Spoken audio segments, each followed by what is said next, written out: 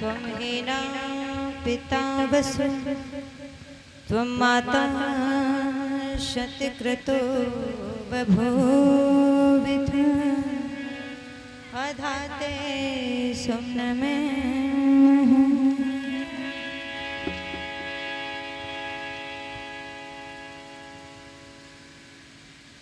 जो व्यथाएं प्रेरणा दे उन व्यथाओं को दुलारो, जूझ कर कठिनाइयों से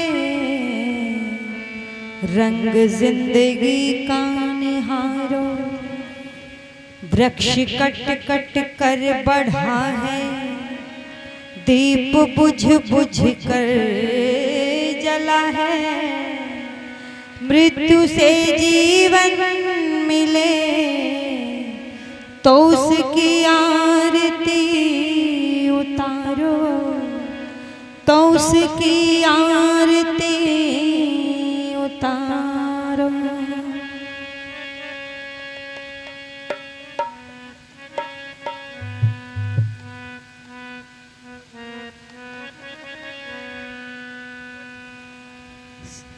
सदियों से हमको अपनी भूलों ने मार डाला,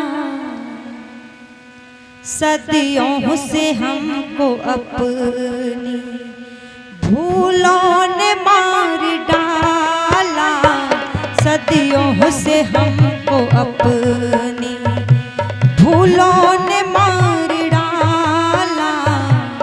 कांटों से बच गए थे, कांटों से बच गए थे, फूलों ने मार डाला।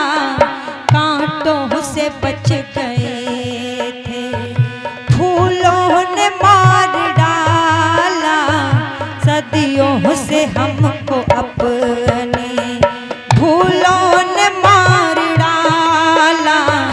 सदियों से हमको अपने फूलों ने मार डाला। कांटों से बच गए थे, फूलों ने मार डाला। सदियों से हमको अपने फूलों ने मार डाला। सदियों से हमको अपनी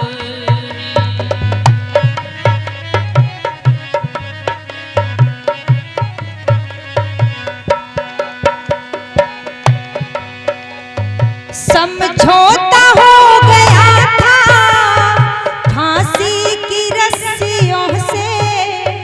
समझौता हो गया था फांसी की रस्सियों से।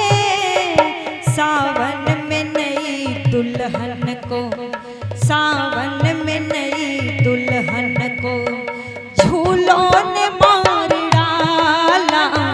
सावन में नई दुल्हन को झूलों ने मार डाला।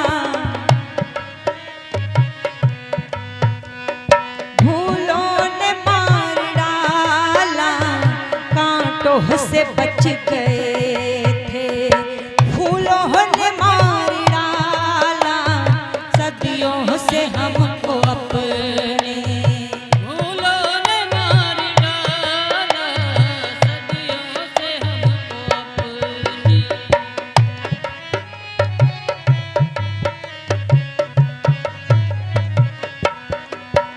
और क्या लिखा? कोई कितना भी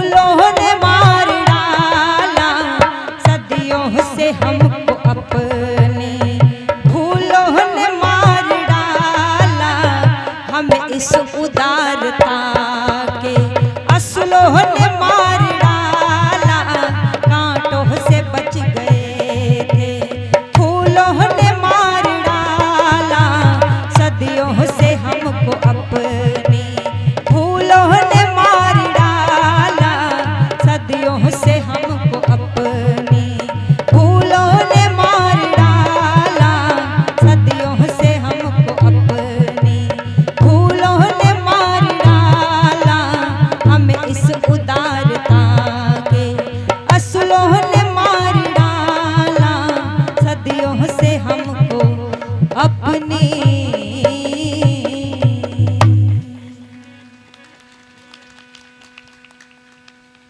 बहुत बहुत धन्यवाद। पावन पवित्र वेदी पर विराजमान आज की सभा के अध्यक्ष महोदय जी, इस सभा में उपस्थित श्रद्धेय स्वामी जी महाराज श्री सत्यवेशी,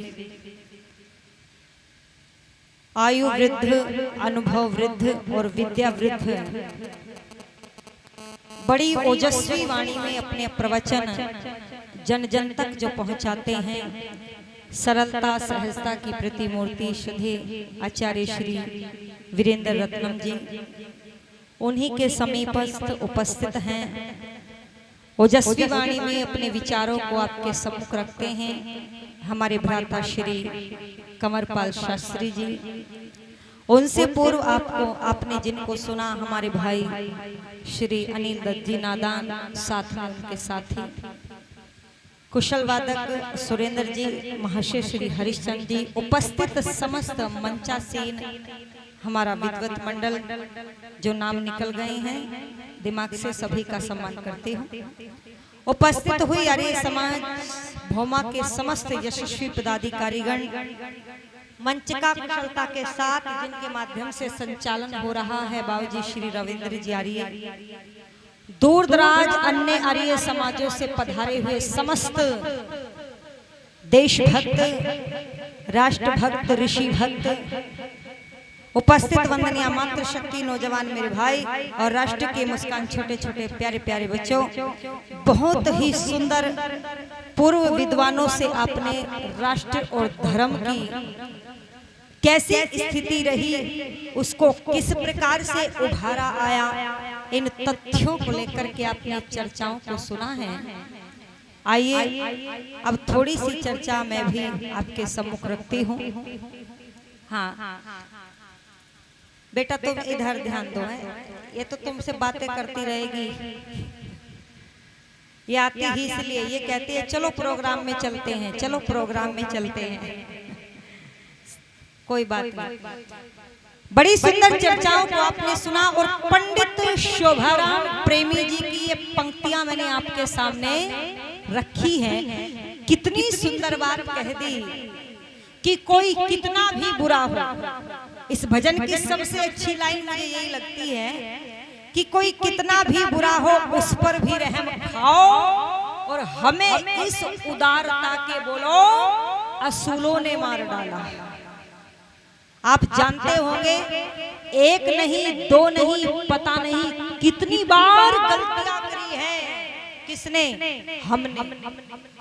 पृथ्वीराज चौहान ने एक नहीं दो नहीं 10 नहीं 12 नहीं बल्कि 17 बार मोहम्मद गोरी को छोड़ा। ये क्या थी? उदारता। और जब एक बार मोहम्मद गोरी ने पकड़ लिया, चौहान ने कहा गोरी तुझे 17 बार छोड़ा है, तू एक बार तो छोड़। तो गोरी कहता है तू मूर्ख है, मैं मूर्ख थोड़े। और अंजाम क्या हुआ ये आप सब भली प्रकार से जानते हैं। और ये गलती नहीं है, ऐसी बहुत सारी गलतियां। और आश्चर्य तो तब होता है कि जब अतीत से पढ़ करके बोलो वर्तमान में भी सुधार बोलो नहीं करते। अब भी वही उदारता के किस्से सुना दिए जाते हैं। हम तो ऐसे हैं, कोई सामने वाला कैसा भी हो पर हम अपनी प्रवृत्ति को क्यों बदले, हम भी बुरे हो जाएंगे। याद रखना आप किसान बैठे हैं, किसान और आपके घर में पशु रहते हैं, गाय के, बैल के, भैंस के पैर में कीड़े पड़ जाए, अच्छा कीड़ों को मारोगे या भैंस को, गाय को मारोगे? बोलो। कीड़े मरेंगे तो ये हिंसा नहीं होगी क्या? बोल दो, हिंसा हुई। पर याद रखना, हमारे लिए महत्वपूर्ण कौन? गाय। क्यों? आप सब जानते हैं, क्योंकि कीड़ों से गाय को, बैल को हानि हो रही है। अगर गाय की रक्षा करनी है तो बोलो कीड़ों को मारना ही पड़ेगा। अब आप बताओ, हमारे लिए राष्ट्र धर्म पहले है या दूसरे कीड़े मकोड़े पहले हैं? आप सब जानते हैं, राष्ट्र सर्वोपरि, धर्म सर्वोपरि। और ये मैं नहीं कह रही हूं, ये अतीत कह रहा है। पढ़ो दादा अर्जुन सिंह के परिवार को, जिन्होंने अपनी तीन पीढ़ियों को राष्ट्र पर समर्पित कर दिया था। अरे एक बेटा 36 वर्षों तक विदेशी धरती पर रहा और उसकी पत्नी 36 वर्षों तक पति का इंतजार करती रही। पर बोल दो कहां बैठ करके? ससुराल के अंदर, मायके में नहीं गई थी। राष्ट्र सर्वोपरि था। ये नहीं कहा था पत्नी ने कि मेरी शादी तुमसे हुई, मुझे देश से, धर्म से कुछ भी लेना देना। वहां राष्ट्र सर्वोपरि था। 36 वर्षों तक अजीत सिंह विदेशी धरती पर रहा और हरनाम कौर 36 वर्षों तक पति का इंतजार करती रही। है दुनिया के लोगों, जब 36 वर्ष बाद अजीत सिंह वापस आए बूढ़े होकर के, तो बोलो हरनाम कौर अजीत सिंह को पहचान नहीं पाई। कल्पना तो करो। बहुत सारी बातें याद दिलाई गई। अजीत सिंह ने कुछ प्रसंग याद दिलाए, याद तो आ गया, पर कहती हैं आप तो बूढ़े हो गए। हरनाम कौर को ऐसा लगता था कि वह बूढ़ी नहीं हुई। क्यों? क्योंकि 36 वर्षों में हरनाम कौर ने शीशे का मुंह नहीं देखा था। ये था त्याग मेरे देश की नारी का। अजीत सिंह ने कहा हरनाम एक बार शीशा तो उठा करके देख ले, तेरा चेहरा भी बूढ़ो जैसा हो गया। जब मैं बूढ़ा हूँ तू भी बूढ़ी हो गई, देख तो सही। हरनाम कौर ने शीशा देखा और हंस करके कहती है हाँ, मैं तो भूल ही गई थी कि शीशा भी कुछ होता है। दुनिया के लोगों, जब ये बात सुनी, 14 अगस्त का दिन, अजीत सिंह हरनाम कौर के पास आते हैं। इतिहास में केवल एक घटना आपको मिलेगी जहां पर पति ने पत्नी के पैर पकड़े हैं, और वो घटना थी अजीत सिंह हरनाम कौर की। अजीत सिंह 14 अगस्त के दिन 1947 में हरनाम कौर से हाथ जोड़ करके कहते हैं हरनाम कौर, मैं तेरा गुनहगार हूँ। अरे जब मैं तुझे पत्नी बना करके लाया था, मैंने तुझे कोई सुख नहीं दिया, फिर भी तू मेरे परिवार की सेवा करती रही बिना किसी शिकायत के। मैं आज पैर पकड़ करके तुझसे माफी मांगना चाहता हूँ, मुझे माफ कर दे। मैं तेरा रक्षण नहीं कर सका, क्योंकि पति रक्षा करने वाले को कहते हैं। मैं तेरे नाम का पति बना, काम का पति नहीं हुआ।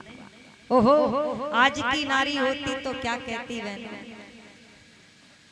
आप सब जानते हैं। पर वो हरनाम कौर थी, हाथ जोड़ करके आंखों में आंसू लेकर के कहती है शर्मिंदा ना कीजिए, मुझे कोई शिकायत नहीं है आपसे।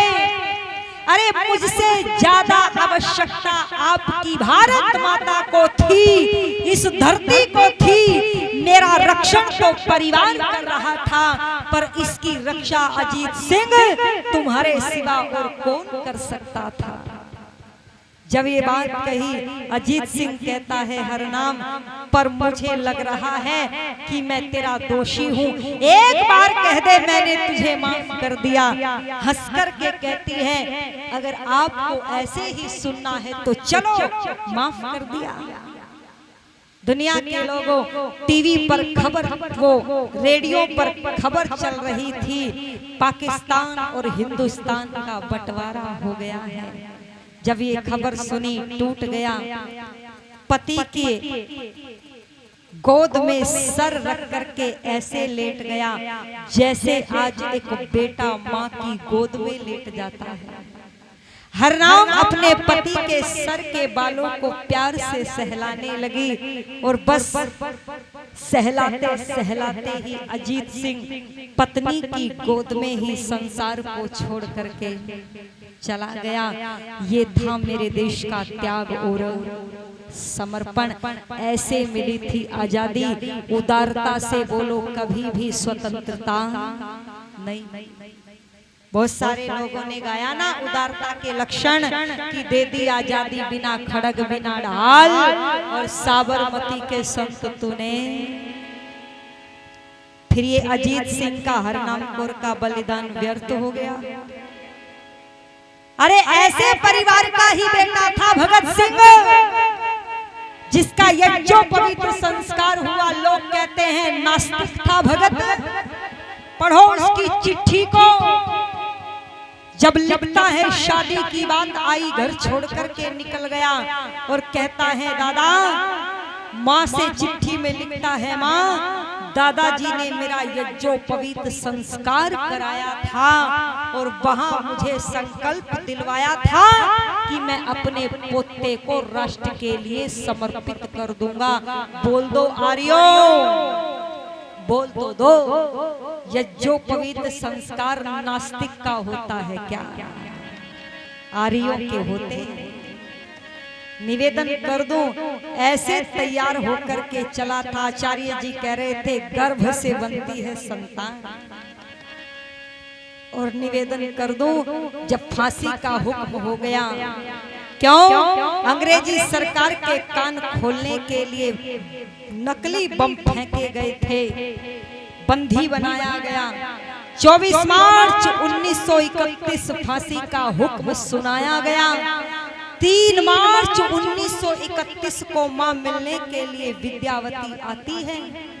भगत सिंह ठीक से कोठरी में खड़ा नहीं हो पा रहा था, ना ठीक से कोठरी में सो पाते थे। क्रांतिकारियों को ऐसी जेलें मिलती थी, वहीं पर एक घड़ा रखा होता था, वहीं शौच आदि का पानी उसी घड़े से वहीं से पीने के लिए मिलता था। बोलो इतने अत्याचार सहने के बाद आजादी मिली है।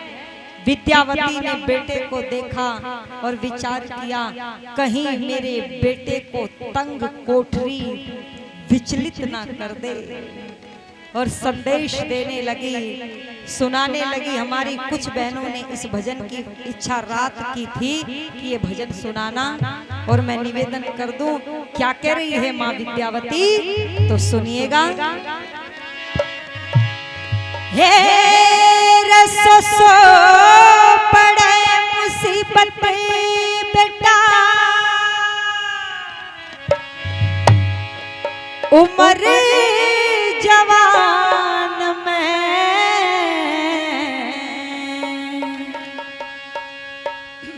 और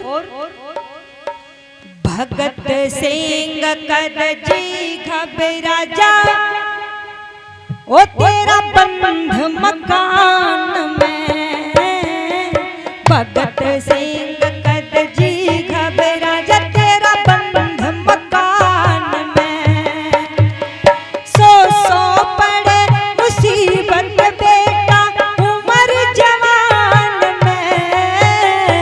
भगत सिंह कर जी घबरा जा, तेरा बंध मकान में। ओ भगत सिंह कर जी घबरा, तेरा बंध मकान में।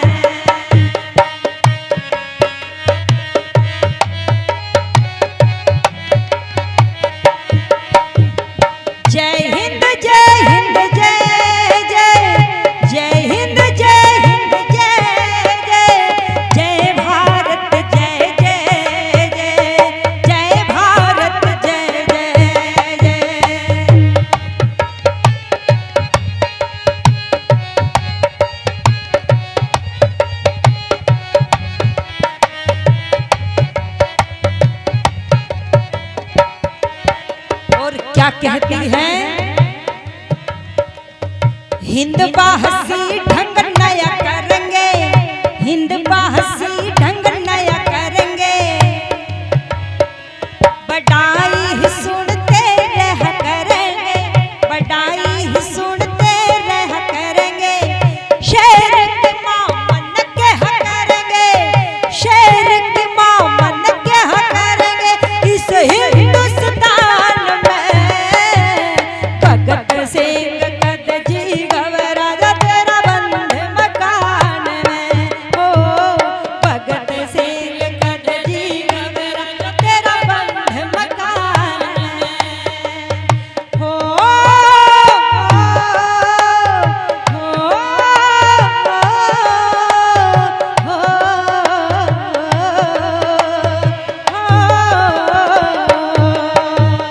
भगत सिंह कद जी घबराजा तेरा बंद मकान में हो, भगत सिंह कद जी घबराजा तेरा बंद मकान में। और मेरे लाल जो काम करते हैं उनके नाम होते हैं, उनके गीत गाती है दुनिया।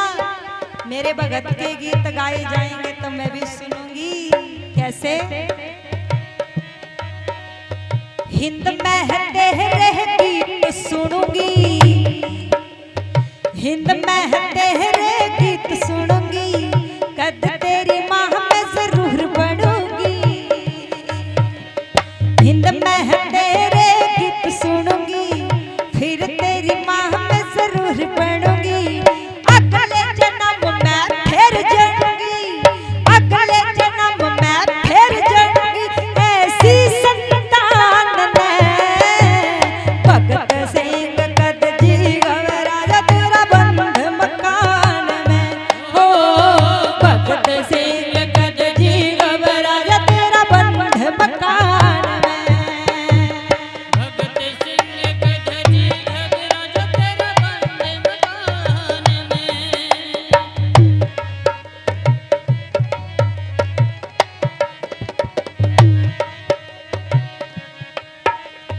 ऐसा ऐसा एक गोरख धंधा बन दे, ऐसा एक गोरख धंधा बन दे, किला जाति ही का चढ़ दे, ऐसा एक गोरख धंधा बन दे, किला जाति ही का चढ़ दे, तेरे किसायो पूत जन दे, तेरे किसायो पूत जन, एक और जहान में भगत सिंह कद जी घबराजा तेरा बंद मकान में, हो भगत सिंह कद जी घबराजा तेरा बंद मकान में। जय हिंद जय हिंद जय जय, जय हिंद जय हिंद जय जय, जय भारत जय जय जय, जय भारत जय जय जय। जय भारत जय जय जय, जय भारत जय जय जय।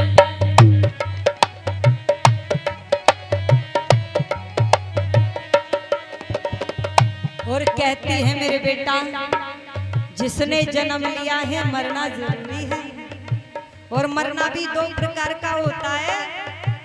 एक तो ऐसा कि जिसके मरने के 3 दिन बाद लोग भूल जाते हैं, फिर याद नहीं रहता, और एक ऐसा जब तक सूरज चांद रहेगा बोलो तब तक भगत सिंह तेरा नाम रहेगा।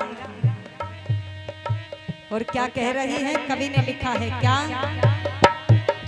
श्री मांगे है राम गुरु का शरणा, अरे मांगे है राम गुरु का शरणा, मर के नाम अमर सह करना, मांगे राम गुरु का शरणा, मर के भी नाम अमर सह करना, एक दिन हो सर सबने मरना, एक दिन हो सर सबने मरना, सुधला भगवान में भगत सिंह कद जी घबराजा तेरा बंद मकान में, ओ भगत सिंह कद जी घबराजा तेरा बंद मकान में। जय हिंद जय हिंद जय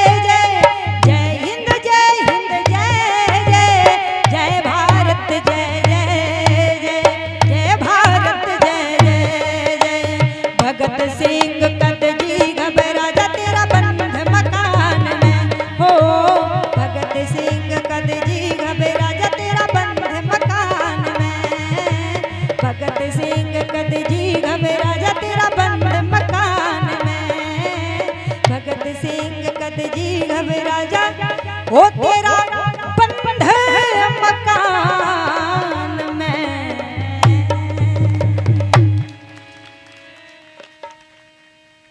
ये थे ऐसे त्यागी और समर्पित परिवार।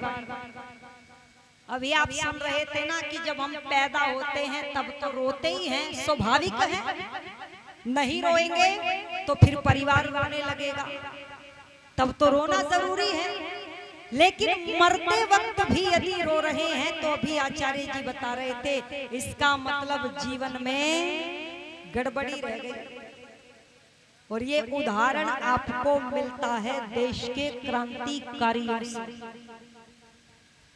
हम तो अपने जीवन में, आज मनुष्य अपने जीवन में सुख सुविधाओं को भोग करके, पोते पोतियों को खिला करके, बैंक बैलेंस जोड़ करके जब मरता है तब भी रोता है।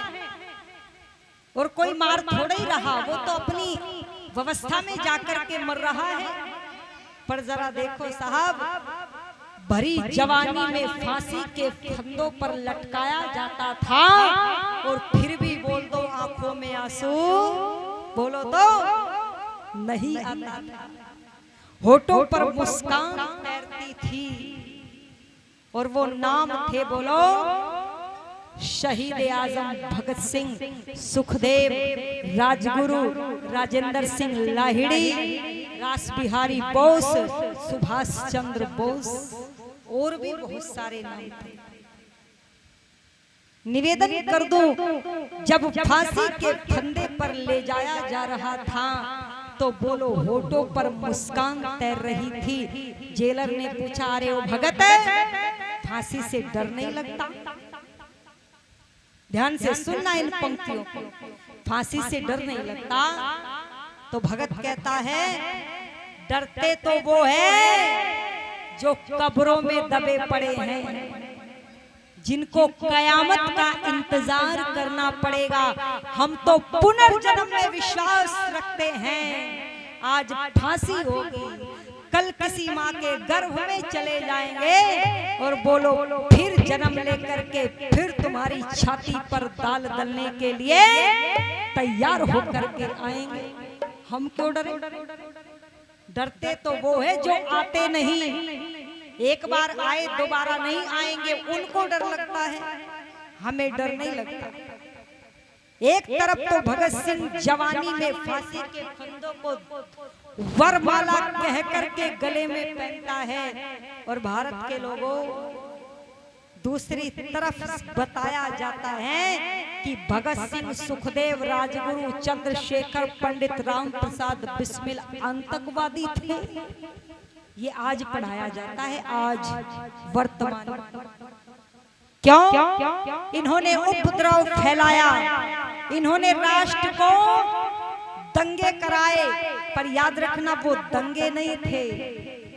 बहरी हो गई थी अंग्रेजी सरकार और बम जो फेंका था ना भगत सिंह ने, वो असली नहीं था, बोल दो, केवल शोर करने वाला बम था, उससे किसी को कोई हानि नहीं। मैं निवेदन कर दूं, इसीलिए प्रश्न पूछ लेते हैं उन लोगों से जो कहते हैं कि बिना खड़क बिना ढाल के आजादी मिली। क्या हम पूछना चाहते हैं उन लोगों से कि अरे कितने चढ़े फांसी पर, कितने चढ़े फांसी पर और कितनों ने गोली खाई है? क्यों झूठ बोलते हो साहब कि आजादी चरखे से आई है? फिर कुछ लोगों ने कह दिया आप तो सम्मान नहीं करती फिर गांधी जी का। हमने कहा ऐसा तो हमने कहा नहीं, जो बातें उनकी अच्छी है वो अच्छी थी, समय का बहुत पाबंदी के साथ सदुपयोग करते थे, समय का सदुपयोग करना चाहिए। लेकिन हमने भी कह दिया हम सम्मान करते हैं गांधी जी की सीखों का, हम सम्मान करते हैं गांधी जी की सीखों का, पर कैसे भूल जाए सर पे कर्जा चढ़ा है भगत सिंह तेरी चीखों का, सर पे कर्जा चढ़ा है भगत सिंह तेरी चीखों का। हम भगत सिंह को नहीं भूल सकते, उसके बलिदान को नहीं भूल सकते। ये 100 रुपए हमारी आज की सभा के सभापति महोदय जी देकर के सम्मान कर रहे हैं। मैं आपका बहुत बहुत धन्यवाद करती हूँ। भगत सिंह मौत को दुल्हन कहता था, हथकड़ी को कंगना कहता था। और बहनों, ब्रिटिश सरकार के द्वारा मारे हुए कोड़ों से जो शरीर से रक्त निकला था उसको उबटन कहता था, हल्दी कहता था, बुटना कहता था। लग गया है मुझे, मेरी बारात चढ़ेगी, मेरी शादी हो रही है। ऐसा क्यों कहता था? क्योंकि विद्यावती जब भी बेटे से मिलती थी तो उसकी इच्छा रहती थी भगत सिंह की शादी हो जाए। तो माँ को समझाया करता था, माँ देख, तेरे बेटे के हाथों में कंगना बंध चुका है, शरीर पर हल्दी लग चुकी है, बारात चढ़ेगी 24 मार्च को। लेकिन डरते थे अंग्रेज। 24 मार्च को फांसी का हुक्म दिया था और बोलो 23 मार्च को शाम 7:33 पर फांसी दे दी गई थी। मैं पूछना चाहती हूँ आप लोगों से, क्या उस समय भारत में कोई वकील नहीं था? थे या नहीं थे? थे। फिर उन्होंने भगत सिंह का मुकदमा क्यों नहीं लड़ा? चंद्रशेखर आजाद को इलाहाबाद के अल्फ्रेड पार्क में किसने सूचना दी थी कि चंद्रशेखर वहां पर बैठा है ना? किसने दी थी? सब जानते हैं। पीछे से आवाज आ रही है, जिसको आप कहते हैं भारत के प्रथम बोलो प्रधानमंत्री। मैं निवेदन कर दूं आपके समक्ष, इसी दर्द के साथ तो लिखते हैं, फिर कह रही हूँ कि हमें अपनों ने मारा, गैरों में कहाँ दम था, और कश्ती वहां डूबी बोलो जहां पानी कम था। अगर सागर में कश्तियां डूब जाती तो तकलीफ नहीं होती साहब। सागर तो सागर होता है, पर नालों में आकर के डूब गई। क्यों? गद्दारों के कारण। वरना उनकी जवानी और उनके बलिदान बोलो आज भी भुलाए नहीं भूलते।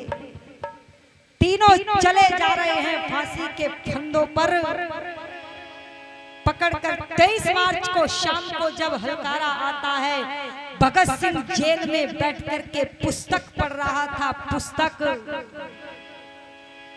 जिसको फांसी की सजा हो गई हो और वो पुस्तक पढ़ रहा हो। अच्छा, आज तो फांसी की सजा भी नहीं मिलती, फिर भी लोग नहीं पढ़ते। फोन में डाटा डलवा करके और गंदे अश्लील राग रागड़ियां सुनते रहते हैं। क्यों? कानों के स्वाद के लिए। पर याद रखना, ये स्वाद थोड़े दिन मिलेगा अगर हालत यही चलती रही। पर सुनो, उनके स्वाद ये अश्लील गंदे राग रागणी नहीं।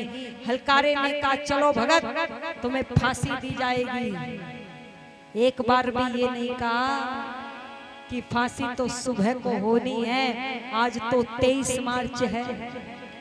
ये है वैदिक संस्कृति। वरना रात के 2:30 बजे हाई कोर्ट खुलवाया था याकूब मेमन ने, याद होगा ना? यूं सोच रहा था बच जाऊं, सुई की नोक का भी अगर समय मिले तो उसके छेद में जितनी जगह होती है, इतनी जगह से भी अगर निकल जाऊं तो बस बच जाऊं।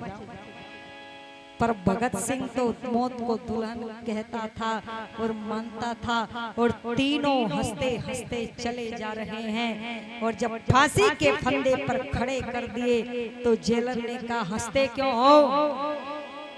फांसी दी जा रही है, फांसी, इनाम नहीं मिल रहा जो हंसी आ रही है। और जोर से हंस करके क्या कहता है सुनो, हो न फांसी अंत हमारा, न फांसी अंत हमारा। बोले जिस फांसी का डर दिखाते हो इससे तुम डरते हो, हम नहीं। हो न फांसी अंत हमारा, ना फांसी अंत हमारा, और क्यों? हेरा राजगुरु सुखदेव भगत सिंह, राजगुरु सुखदेव भगत सिंह लेंगे जन्म दोबारा, ना फांसी ओ ना फांसी अंत हमारा, ना फांसी अंत हमारा, ना फांसी अंत हमारा, ना फांसी अंत हमारा। राजगुरु सुखदेव भगत सिंह, राजगुरु सुखदेव भगत सिंह लेंगे जन्म दोबारा, नहीं फांसी ओ ना फांसी अंत हमारा, ना फांसी अंत हमारा।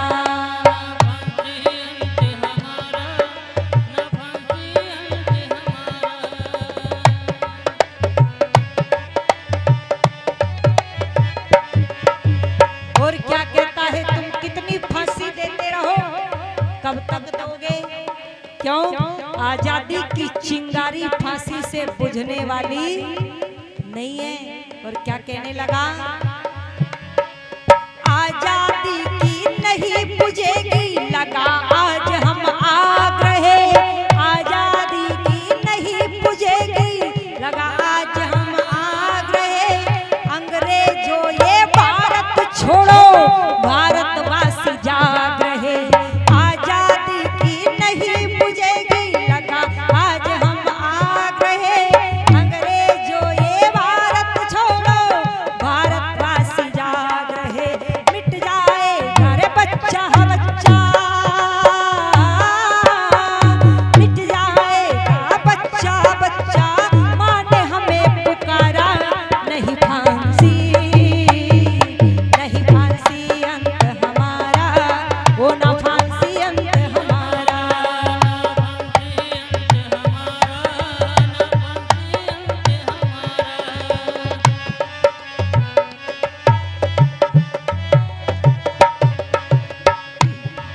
हमारे भाई श्रद्धेय श्री कंवरपाल शास्त्री जी अपनी पवित्र कमाई से 100 रुपए बहन को आशीर्वाद स्वरूप दे रहे हैं। आपका मैं बहुत बहुत धन्यवाद करती हूँ।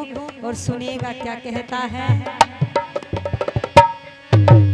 आजादी के दीवानों की गली गली में टोलियां, आजादी के दीवानों की गली गली में टोलियां, कब तक फांसी दोगे तुम हम खून से खेले होलियां।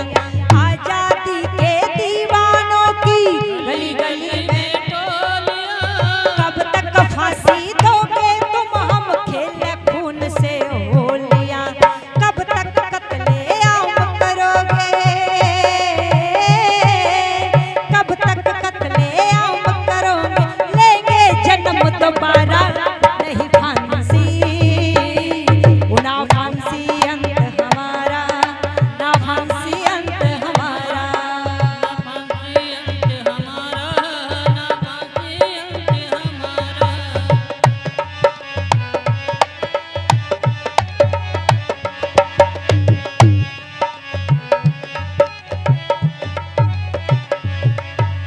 और सुनो जेलर, हम क्या करते हैं? हम यज्ञ करते हैं, और यज्ञ में जो आहुति डाली जाती है वो समाप्त नहीं होती, बल्कि 1000 गुना बढ़ करके लाभ पहुंचाती है। और हम भी तो राष्ट्र रूपी यज्ञ में प्राण रूपी आहुति को डाल रहे हैं।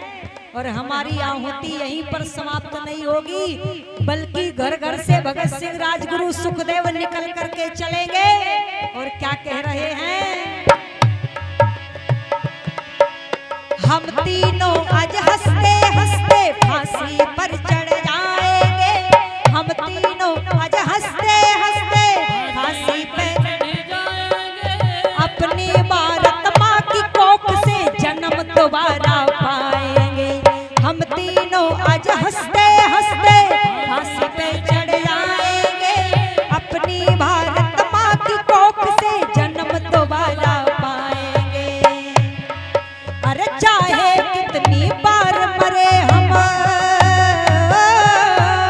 चाहे जितनी बार मरे हम, लेंगे जन्म दोबारा नहीं फांसी, ना फांसी अंत हमारा, ना फांसी अंत हमारा।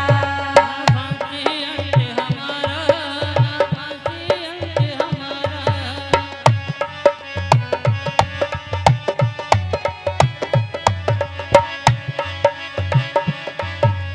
तीनों वीर देश की खातिर फांसी ऊपर झूल गए, तीनों वीर देश के खातिर फांसी ऊपर झूल गए।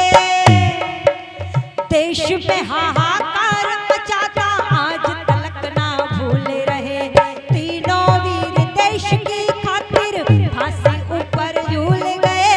देश में हाहाकार मचाता आज तलक ना भूल रहे। गूंज उठा हरि राम देश में, गूंज उठा हरि राम देश में, इंकलाब का नारा नहीं फांसी, ओ ना फांसी अंत हमारा, ना फांसी अंत हमारा, ना फांसी अंत हमारा। फांसी अंत हमारा। राजगुरु सुखदेव भगत सिंह,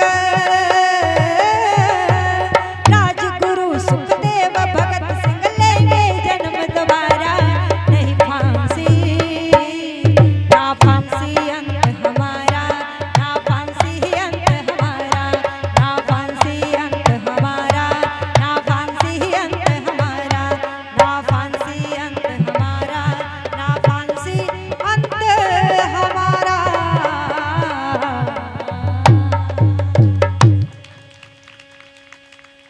बोले तुम हमें फांसी से क्या डराओगे, हम फांसी से डरने वाले नहीं। ऐसे मिली थी आजादी राष्ट्र को, इतनी सस्ती नहीं थी जितनी बताई जाती है। और याद रखना ये सस्ती बता करके बच्चों को कायर बनाया जाता है, और बच्चों को सुख सुविधाओं की ऐसी आदत डाल दी गई है फ्री में खिला खिला करके कि यदि संघर्ष करने का नंबर आ जाए तो बोलो कुछ बिरले ही संघर्ष करने को तैयार हो सकते। महाराणा प्रताप के जीवन की एक घटना आती है। महाराणा प्रताप व्याकुल रुग्ण अवस्था में विचलित चारपाई पर पड़े हैं। उनका बेटा अमर सिंह जंगल की बात झोपड़ी में रहते थे। जब जैसे ही झोपड़ी के अंदर प्रवेश किया तो छोटे से झोपड़ी के दरवाजे से अमर सिंह की पगड़ी टकरा गई और टकरा करके नीचे गिर गई। अमर सिंह ने तलवार निकाली और निकाल करके वो झोपड़ी के दरवाजे को तलवार से काट दिया।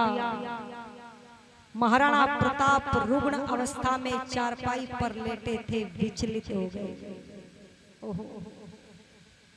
साथ में जो साथी खड़े थे उन्होंने कहा राणा घास की रोटियां खाई तब विचलित नहीं हुए, बेटी गोद में मर गई तब विचलित नहीं हुए। हमने आपको बड़े से बड़े संकट से जूझते देखा पर आपके चेहरे पर विचलित की कोई रेखा परेशानी की नहीं। आज इतने परेशान क्यों? तो राणा एक बात कहता है, हिंदुओं ध्यान से सुनना। राणा कहता है मैं अपने बेटे अमर सिंह को देख करके विचलित हो गया। एक झोपड़ी के दरवाजे से इतना परेशान हो गया कि झोपड़ी के दरवाजे को तलवार से काट दिया। कहीं आने वाले कल में अमर सिंह परेशान होकर के मुगलों की गुलामी स्वीकार न कर ले। कहीं ऐसी हालत हमारे साथ तो नहीं है। विचार कर, सोचो, अगर आज हमें राष्ट्र के लिए खड़ा होना पड़े तो बोलो क्या हम राष्ट्र के लिए हमारे बच्चे खड़े हो सकते हैं? ऐसा नहीं कि नहीं होंगे, हो सकते हैं, पर वो कुछ विशेष होते हैं। सब नहीं, घर से नहीं निकल रहे। और ऐसा क्यों हुआ? क्योंकि जिन स्कूलों में बच्चे पढ़ाए जा रहे हैं वहाँ पर बच्चों को 2 अक्टूबर को बार बार यही गवाया जाता है कि बिना खड़क बिना ढाल के सब कुछ मिला है, गुलाम हो जाएंगे तो फिर ले लेंगे, है ना। पर सुनिए बस ये भजन, फिर समय हो जाएगा समाप्त। और कवि ने बहुत सुंदर व्यंग्यात्मक शैली में लिख दिया है क्या, हे रे भारत माँ तेरी कथा धूरी, यहाँ वीरों के इतिहास बिना,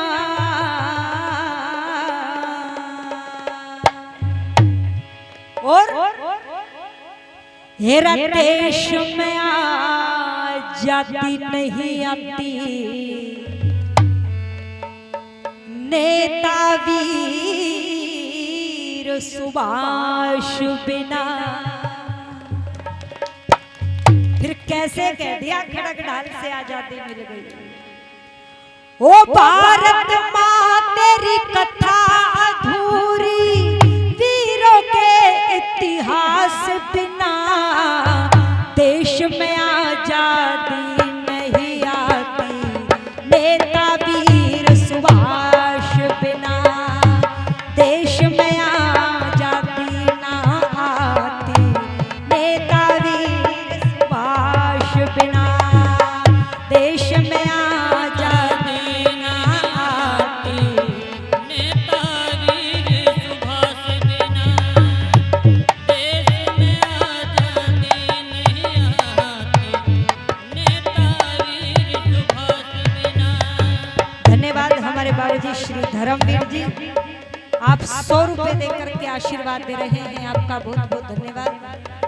हमारे बाबूजी जगत राम जी, विजय राम जी, आप 100 रुपए दे 50 रुपए दे करके सम्मान कर रहे हैं, आपका धन्यवाद।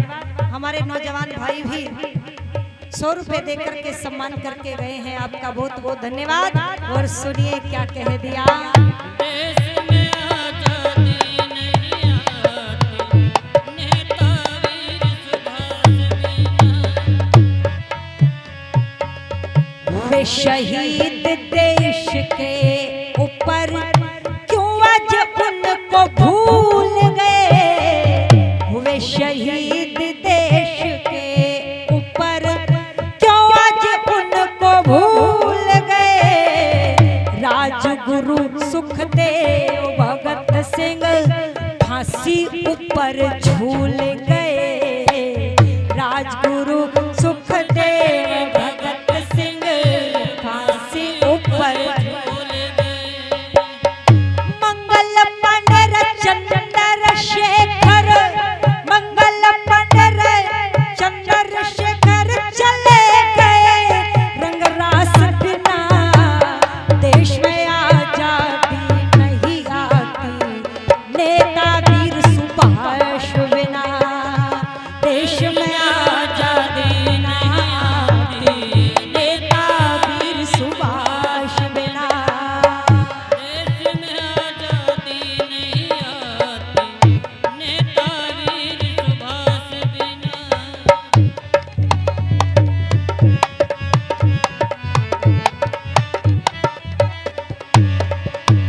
और क्या लिखा है, नारियों के पराक्रम को भी देखना साहब, क्या लिख दिया,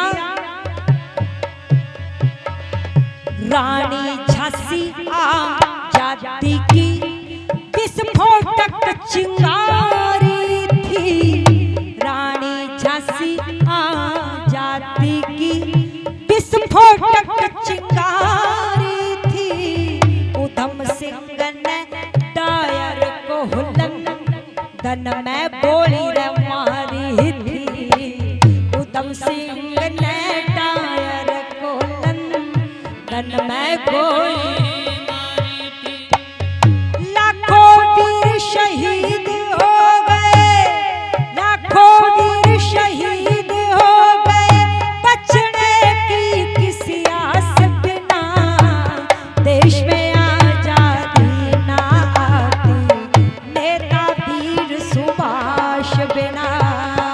देश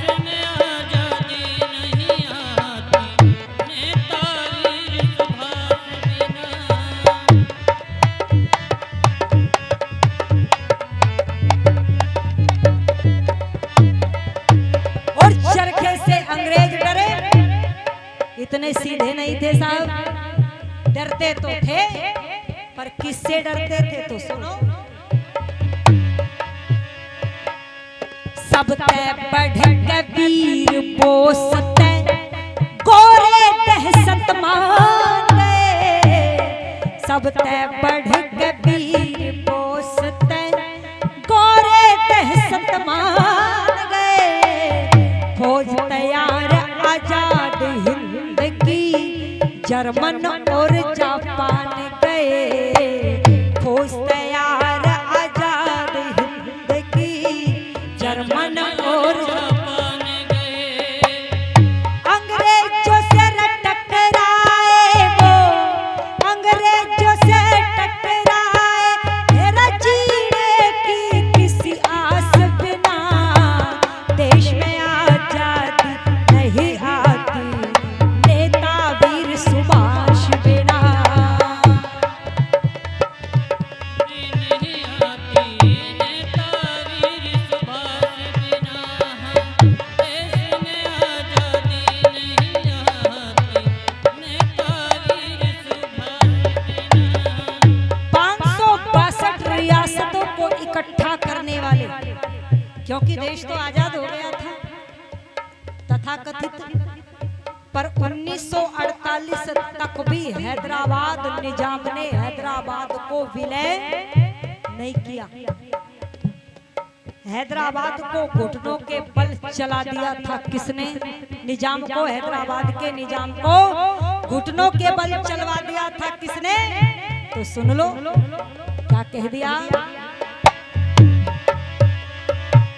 लोह पुरुष सरदार पटेल ने देश महान बना दिया, लोह पुरुष सरदार पटेल ने देश महान बना दिया।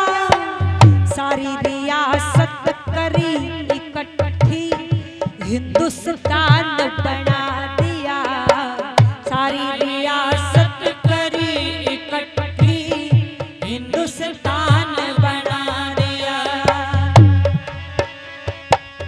लाखों वीर शहीद हो गए, लाखों वीर शहीद हो गए, जीने की किसी आस बिना, देश में आजादी, देश में आजादी ना आती नेता वीर सुभाष बिना, देश में आजादी ना आती।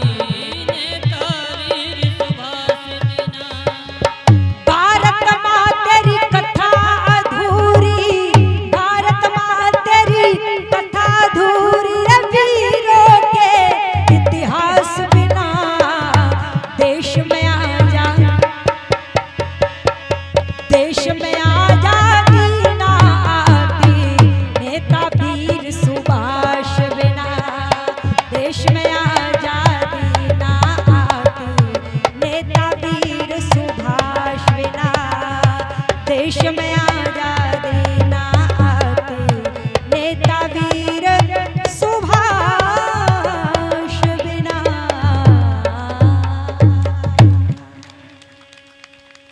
ये थे आजादी को लाने वाले कई नौजवानों ने अपनी जवानी का गर्म लहू राष्ट्र को दिया था, तब आजादी आई थी। चरखे से आजादी मिलती तो बहनें बहुत पहले से चरखा चलाती आ रही थी, पहले मिल जाती। आप सब शहीदों का, वीरों का सम्मान करें और उनके पद चिन्हों पर चलने का प्रयास करें। आपका मैं धन्यवाद करती हूँ। ये कार्यक्रम अगर पुनः आपको सुनना है तो संगीता आर्या चैनल आप YouTube पर लिखेंगे तो आपको वहीं पर खुला हुआ मिलेगा। वहाँ पर मेरी फोटो उस वीडियो के नीचे लगी हुई मिलेगी, उसको आप सब्सक्राइब कर लेना, क्योंकि बहुत सारे लोगों ने डाली हुई है, दूसरों की खुलती है। कई बार लोग हमसे पूछते हैं ये वाली है क्या आपका चैनल? संगीता आर्या चैनल के नाम से आप उसको सब्सक्राइब करेंगे तो ये कार्यक्रम आपको पुनः